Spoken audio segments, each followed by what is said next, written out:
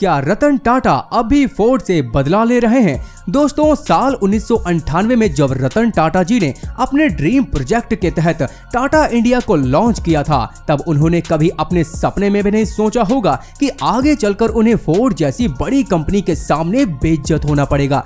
खैर, होनी को कौन टाल सकता था, और 1999 आते आते टाटा इंडिका बुरी तरह से फेल हो गई। और फिर इसके बाद रतन टाटा जी ने फैसला किया कि वे अमेरिकन कंपनी फोर्ड को अपना कार का बिजनेस बेच देंगे। और इस तरह से अपने कार बिजनेस को बेचने के लिए रतन टाटा जी खुद अपनी टीम के साथ 1999 में अमेरिका जाकर फोर्ड कंपनी के चेयरमैन बिल फोर्ड से मिले। लगभग 3 घंटे की इस चली मीटिंग में बिल फोर्ड ने रतन टाटा जी के कार के बिजनेस को खरीदने के लिए हाँ तो कर दी, लेकिन साथ में ही उन्होंने रतन टाटा जी का मजाक बनाते हुए उनसे यह कहा कि मैं तुम्हारे बिजनेस को खरीद कर तुम पे एहसान कर रहा हूँ, और अगर आपको कार बिजनेस नहीं आता तो शुरू क्यों किया? फिर क्या था, रतन टाटा जी को बिल फोर्ड की ये बात इतनी ज्यादा बुरी लग गई कि उन्होंने अपनी तरफ से ही इस डील को कैंसिल कर दिया और अपने मन ही मन ये फैसला कर लिया कि वे अपने इस अपमानजनक व्यवहार का बदला जरूर लेंगे।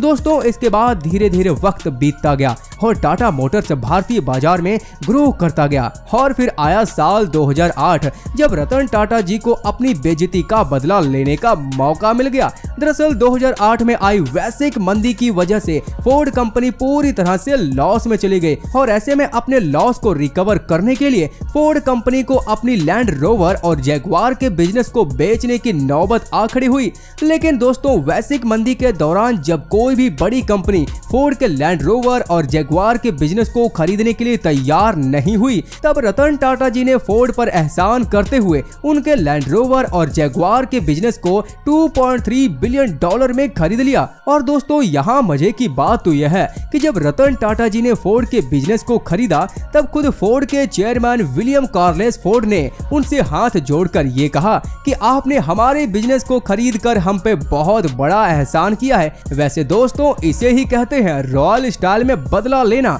अब 2008 में हुई इस डील के बाद सबको यही लगता था कि रतन टाटा जी ने फोर्ड से अपना बदला ले लिया है, लेकिन असल में बदला लेने का ये खेल यहीं खत्म नहीं हुआ था, क्योंकि अभी हाल ही में रतन टाटा जी ने इंडिया में बने फोर्ड के मैन्युफैक्चरिंग प्लांट को बड़े ही सस्ते दामों में खरीदकर पूरे वैश्विक स्तर पर यह संदेश दिया है कि रतन टाटा से पंगा लेना महंगा पड़ेगा।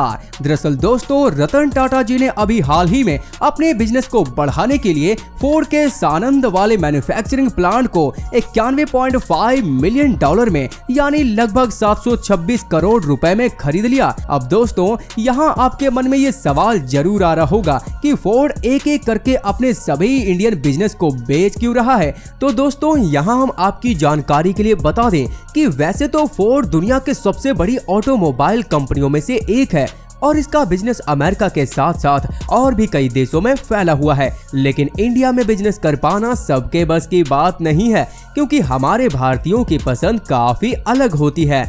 ऐसे में फोर्ड इंडियन लोगों की पसंद को नहीं समझ पाया और धीरे धीरे एक एक करके फोर्ड की ज्यादातर गाड़ियां इंडिया में फेल होती चली गई, जिसका रिजल्ट यह हुआ कि 1995 में $2.5 बिलियन के इन्वेस्टमेंट के साथ इंडिया में आई फोर्ड कंपनी को पिछले 10 सालों में $2 बिलियन का लॉस हो गया। अब इतने बड़े लॉस के बाद दोस्तों, फोर्ड कंपनी को ये अच्छी तरह से समझ में आ गया कि इंडिया में उसकी दाल नहीं गलने वाली है। इसलिए फोर्ड कंपनी ने सितंबर 2021 में इंडिया में अपने बिजनेस को बंद करने का फैसला किया और साथ ही साथ अपने लॉस को रिकवर करने के लिए अपने गाड़ी मैन्युफैक्चरिंग प्लांट को बेचने की बात कही। अब दोस्तों, फोर्ड कंपनी का इंडिया में बिजनेस बंद हो जाने की वजह से 2 तरह के लोगों को सबसे बड़ा नुकसान हुआ। पहले तो वे जिन्होंने कंपनी के बंद होने के जस्ट पहले फोर्ड की गाड़ियां खरीदी थी, और दूसरे वे हजारों वर्कर्स जो फोर्ड के गाड़ी मैन्युफैक्चरिंग प्लांट में सालों से काम कर रहे थे।